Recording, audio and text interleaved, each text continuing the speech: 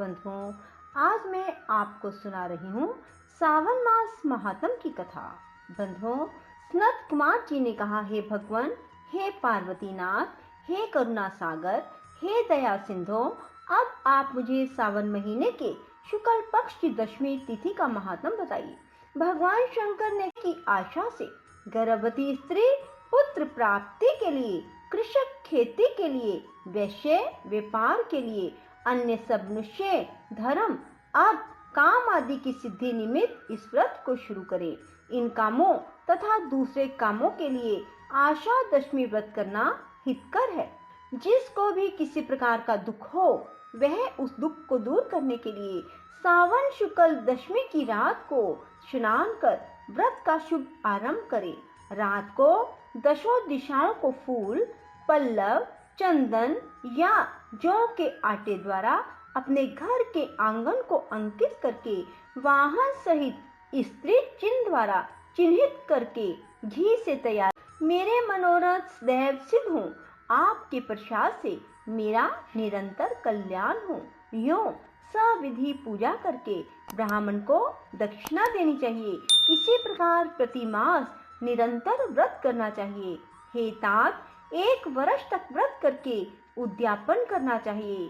सोने, चांदी, आटे की दिशा 10 दिशा रूप देवताओं की प्रतिमा बनवाकर अपने सगे संबंधियों के साथ स्नान आदि करके वस्त्र आभूषण से अलंकृत हो अपने घर के आंगन में मन से दिशाओं का क्रमशः आवाहन, स्थापन तथा पूजा करनी चाहिए। दिशाओं के तंत्र यह हैं।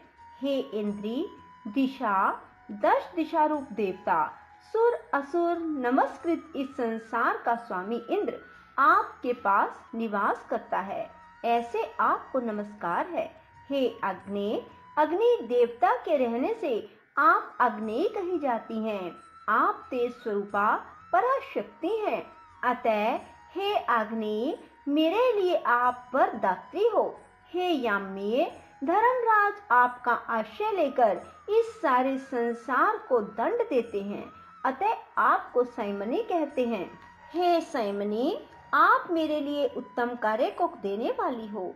हे आशे, हाथ में खड्ग लिए अत्यंत विकराल रूप मृत्युदेव नृत्य स्थान में आपके पास निवास करते हैं, अतः आप नृत्य रूपा हो। हे नृत्य, मेरी आशा को पूर्ण करो। हे वारुणी, भुवन के आधार तथा जल जंतु के अधिपति वरुण देव आप में निवास करते हैं। हे वारुणी, मेरे कार्य के लिए, धर्म के कार्य के लिए तत्पर हो। हे वायव्य, संसार के आदि कारण प्राण रूप वायुदेव से आप अधिष्ठित हैं। हे वायव्य, मेरे घर में आप प्रतिदिन शांति बनाए रखें।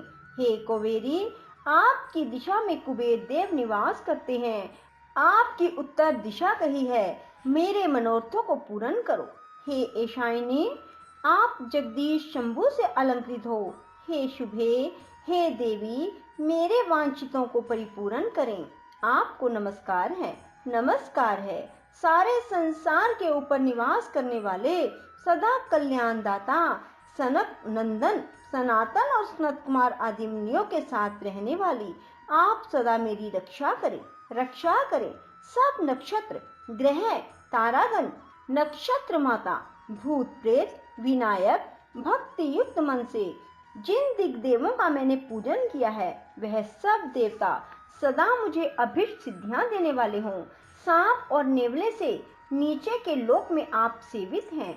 आज आप मेरे ऊपर नागा गन्नाओं के साथ प्रसन्न हो। इन मंत्रों को पढ़कर पुष्प, धूप आदि द्वारा अर्चन करके अलंकार, वस्त्र और फल निवेदन करने चाहिए। वाद्य आदि के नाद से, गीत नृत्य आदि मंगलों से तथा नृत्य करने वाली नृत्य अंगनाओं के नाच से रात को जागरण कर समाप्त करना चाहिए। कुमकुम, अक्षत, तांबूल, पान आदि प्रसन्न मन से उस रात को समाप्त करना चाहिए। प्रातःकाल दोबारा प्रतिमा की पूजा करके उसे ब्राह्मण को दे देना चाहिए। इस विधान द्वारा अर्चन तथा समापन कर प्रणाम करना चाहिए। उसके बाद अपने सगे संबंधियों और मित्रों सहित भोजन करना चाहिए। हे सनत कुमार, इस प्रकार आदर से जो दशमी का व्रत करता है वह अपनी सब इच्छाओं की पूर्ति कर लेता है।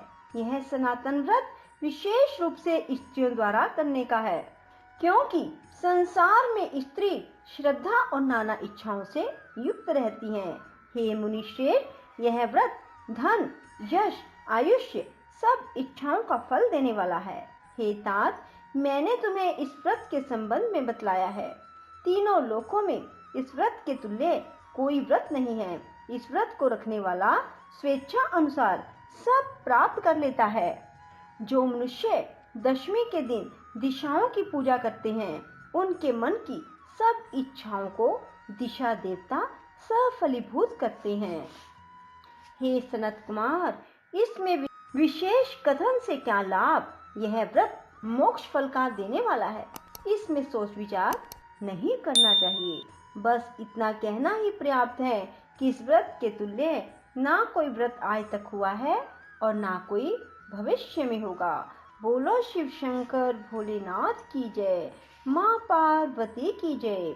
राधे राधे, जय श्री कृष्णा।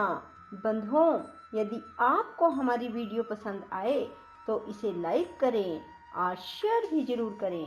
धन्यवाद।